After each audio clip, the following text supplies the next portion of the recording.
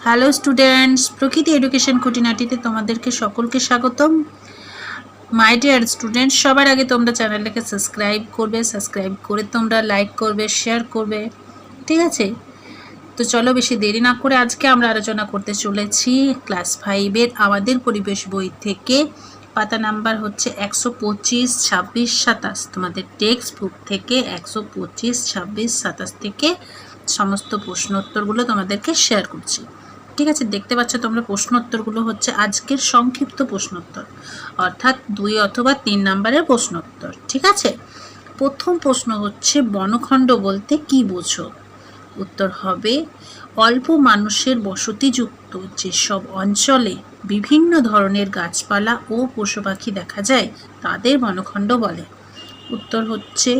উদাহরণ হচ্ছে মন্দির, কবরস্থান, জেল প্রভৃতির নামে এখনো কিছু বনখণ্ড দেখা যায়।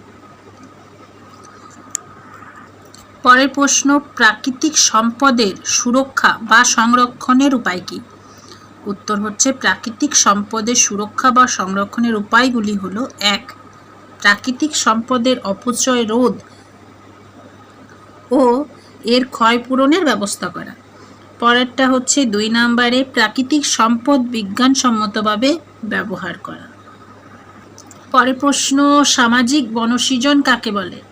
উত্তর হচ্ছে কোনো অঞ্চলে অব্যাহত বা অনুর্বর জমিতে সামাজিক কল্যাণের জন্য গাছ লাগানো হলে তাকে সামাজিক বনসৃজন বলে। পরের প্রশ্ন হচ্ছে সামাজিক বনসৃজনে রোপণ করা হয় এমন কয়েকটি গাছের নাম। উত্তর হচ্ছে সামাজিক বনসৃজনে রোপণ করা হয় এমন কয়েকটি গাছের নাম হলো আকাশমণি, কৃষ্ণচূড়া, রাধাচূড়া, মহুয়া, বকুল, নিম, পলাশ ইত্যাদি। পরের প্রশ্ন হচ্ছে বন্য প্রাণী কাকে বলে? উত্তর হবে বন জঙ্গলে যেসব প্রাণী বসবাস করে তাদের বন্য প্রাণী বলা হয়, যেমন বাঘ, হাতি, শিয়াল প্রভৃতি। পরের প্রশ্ন হচ্ছে বন্য প্রাণী বাঁচিয়ে রাখার প্রয়োজনীয়তা কি? উত্তর হচ্ছে বন্য প্রাণী বা প্রাকৃতিক ভারসাম্য বজায় রাখে, সেই জন্য তাদের বাঁচিয়ে রাখা দরকার। 2. আমাদের প্রয়োজনীয় কিছু প্রাণীজ সামগ্রী যেমন মোম, মধু ইত্যাদি সরবরাহ বজায় রাখার জন্য বন্যপ্রাণী বাঁচিয়ে রাখা দরকার। পরের প্রশ্ন হচ্ছে বাঘের সংখ্যা কমে যাওয়ার কারণ কি? উত্তর হচ্ছে বাঘের সংখ্যা কমে যাওয়ার কারণ হলো বনের মধ্যে খাবারের অভাব, বনের মধ্যে পানীয় জলের অভাব, চোরা শিকারীদের উপদ্রব ইত্যাদি।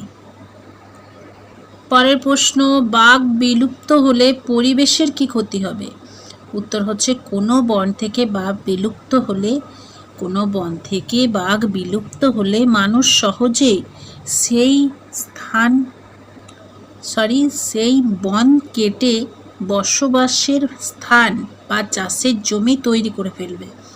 ফলে বনের পরিমাণ হ্রাস পাবে, বনের খাদ্য শৃঙ্খলে খাদ্য-খাদক সম্পর্ক নষ্ট হবে, ফলে প্রাকৃতিক ভারসাম্য বিঘ্নিত হবে। পরের প্রশ্ন হচ্ছে কী কারণে সুন্দরবন বেঁচে আছে? উত্তর হলো সুন্দরবনে রয়্যাল বেঙ্গল টাইগার থাকার কারণেই লোকজন ওই বন কাটতে ভয় পায়, সেই কারণে সুন্দরবন বেঁচে আছে। পরের প্রশ্ন হচ্ছে বাঘ সংরক্ষণের প্রয়োজনীয়তা কি? উত্তর হচ্ছে বাঘ সংরক্ষণের প্রয়োজনীয়তা হলো বৈজ্ঞানিক পদ্ধতিতে বাঘের সংখ্যা বৃদ্ধি ঘটানো ও অবলুপ্তির হাত থেকে বাঘকে রক্ষা করা। 2 নম্বর বনের পরিবেশ রক্ষা করা। 3 নম্বর বাঘ ও অন্যান্য পশুর ভারসাম্য বজায় রাখা। এছাড়া বাঘ ভারতের জাতীয় পশু, তাই বাঘ সংরক্ষণ করা প্রয়োজন। নেক্সট এবং লাস্ট, আজকের ভিডিওর লাস্ট প্রশ্ন হচ্ছে তোমাদের আর একটিও বাঘ শিকার নয় কেন?